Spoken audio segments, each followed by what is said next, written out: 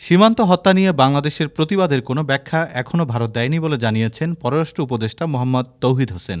মঙ্গলবার সকালে পররাষ্ট্র মন্ত্রণালয়ে ভারতের হাইকমিশনার প্রণয় কুমার ভার্মার সঙ্গে সৌজন্য সাক্ষাৎ শেষে সাংবাদিকদের প্রশ্নের জবাবে তিনি একথা বলেন। তৌহিদ হোসেন জানান, প্রতিবাদের ভাষা অনেক শক্ত করেছি, আপনারা খেয়াল করেছেন কিনা আমি জানি না।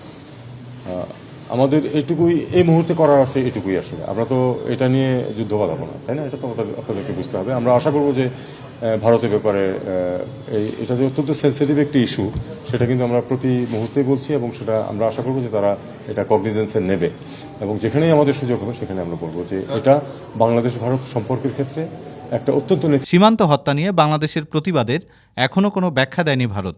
দুই দেশের স্বার্থে এটা বন্ধ হওয়া উচিত। সীমান্তে হত্যা নিয়ে দীর্ঘদিন ধরে ভারতকে নিজেদের উদ্বেগের কথা জানিয়ে আসছে বাংলাদেশ। এরপরেও বন্ধ হয়নি সীমান্ত হত্যা। গত 1 সেপ্টেম্বর মৌলভীবাজারের লালারচক সীমান্তে স্বর্ণা দাস নামে আরেক কিশোরী নিহত হলে পররাষ্ট্র মন্ত্রণালয় গত 5 সেপ্টেম্বর পররাষ্ট্র মন্ত্রণালয় ভারত সরকারের কাছে আনুষ্ঠানিকভাবে করা প্রতিবাদ ও নিন্দা জানায়। পররাষ্ট্র উপদেষ্টার সঙ্গে সাক্ষাৎ শেষে ভারতীয় হাইকমিশনার প্রণয় কুমার ভার্মাকে সীমান্ত হত্যার বিষয়ে ভারতের অবস্থান নিয়ে প্রশ্ন করা হলে তিনি কোনো মন্তব্য করতে রাজি হননি। অন্যদিকে পররাষ্ট্র উপদেষ্টার সঙ্গে সৌজন্য সাক্ষাতে ঢাকা করাচি ফ্লাইট চালুর বিষয়ে পাকিস্তানের আগ্রহের কথা তুলে ধরেন দেশটির হাইকমিশনার আহমদ মারুফ। ডেস্ক রিপোর্ট, আজ বার্তা, ঢাকা।